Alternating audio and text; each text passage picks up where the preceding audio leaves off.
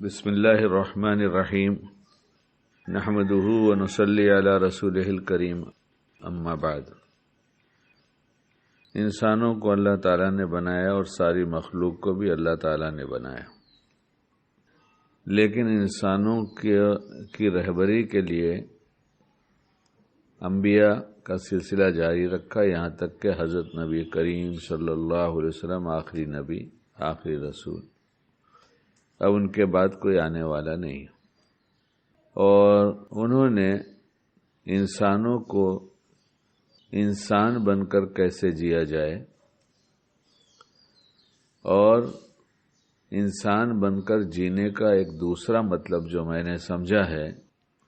کہ میری اپنی ذات سے لوگوں کو ہم کتنا نفع پہنچا سکتے ہیں، اس کا طریقہ سکھایا۔ اس لیے تمام انبیاء جو سکھاتے تھے اس کا بدلہ اللہ سے چاہتے تھے، اور یہ بھی کہیں کتاب میں مفہوم ملتا ہے کہ اس کے بدلے میں ہم تم سے کچھ نہیں چاہتے۔ اس کا مطلب یہ ہوا کہ ہم جو کچھ تمہیں نفع کی چیز بتا رہے ہیں، جب ہم تم سے کچھ نہیں چاہتے تو تم کو اتنا اطمینان تو ہو ہی جائے گا کہ جب ان کا نفع نہیں ہے، کیونکہ کبھی کبھی آدمی کچھ کہتا ہے تو اس کے اندر کبھی خیال آتا ہے کہ اس کا کتنا ذاتی نفع ہوگا، پرسنل انٹرسٹ، لیکن کسی نبی کا اپنا ذاتی نفع نہیں، بندوں کے نفع کے لیے بتایا۔ جس میں نفع بتایا اس میں نفع ہی نفع ہے، اور جس میں نقصان بتایا اس میں نقصان ہی نقصان ہے۔ تفصیل میں بہت ساری باتیں کی جا سکتی ہیں، لیکن اس وقت ایک چھوٹی سی بات یہ کہ اس جسم کو کتنا کہاں استعمال کیا جائے اور کیسے استعمال کیا جائے، اس جسم سے اپنی ضرورتیں کس انداز سے پوری کی جائیں اور کتنی پوری کی جائیں۔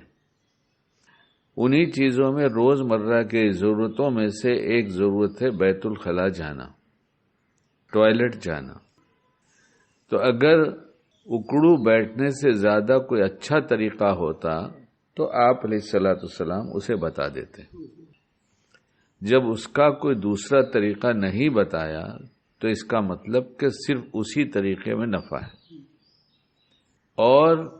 نفع ہی نہیں بلکہ پورا نفع اسی طریقے میں ہے، اور اس کے مقابلے میں اگر کوئی چیز آتی ہے تو وہ نفع نہیں ہو سکتا جو آپ علیہ الصلوۃ والسلام نے بتایا۔ مجبوری کے احکام الگ ہوتے ہیں، مجبوری کے احکام الگ ہوتے ہیں۔ کیا پہلے عورتیں حاملہ نہیں ہوتی تھی تو کیا اس وقت انہوں نے ویسے استعمال کیا جیسے آج یورپین استعمال کیا جاتا ہے؟ ہم غیر شعوری طور پر باہر کی چیزوں کے استعمال کے اتنے عادی ہو گئے کہ آپ علیہ الصلوۃ والسلام کے طریقے کو بھی بھول گئے، اور اگر یاد ہے کرتے ہیں تو نفع بھول گئے، اور اس کے مقابلے میں کوئی چیز آتی ہے تو اسے زیادہ نفع والی سمجھ کر استعمال کرنے لگتے ہیں۔ اس لیے کہ بیٹھ کر استنجا کرنے میں اس پر جو انڈین کہا جاتا ہے، اس پہ جو دباؤ پیٹ پر پڑتا ہے جس کی وجہ سے فضلہ آسانی سے خارج ہو جاتا ہے، وہ اس پر ہو نہیں سکتا اس کرسی پہ بیٹھ کر انگلش ٹوائلٹ پر، اور جب وہ نہیں ہوگا تو پیٹ خراب ہوگا، پیٹ خراب ہوگا تو چڑچڑاپن ہوگا، چڑچڑاپن ہوگا تو غصہ ہوگا، غصہ ہوگا تو ایمان خراب ہوگا، صحت برباد ہوئی، ایمان خراب ہو گیا، اور چڑچڑے پن سے معاشرے میں توڑ ہو گیا، ہر ایک دوسرے سے ناراض رہنے لگا۔ مجبوری کے احکام الگ ہیں، اور اس کو ضرورت بنا کر اس کا اہتمام کرنا یہ الگ بات ہے۔ کاش ہماری آنکھیں کھل جاتی مرنے سے پہلے اور ہمیں سمجھ میں آ جاتا ہے کہ آپ علیہ الصلوۃ والسلام نے جتنا طریقے بتائے ہیں سب ہمارے لیے بہت نافع ہیں۔ چھوٹی چھوٹی باتوں کو بہانہ بنا کر گھٹنوں کا درد پیدا کیا گیا اسی لیے تاکہ تم کو کرسی پہ بیٹھا دیں گے اس طرح سے تو تم کو احساس نہیں ہوگا،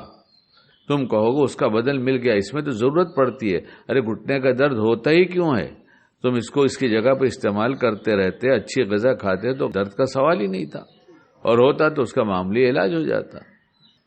اللہ تعالی ہمیں صحیح سمجھ عطا فرمائے اور موقع کی سوجھ بوجھ عطا فرمائے۔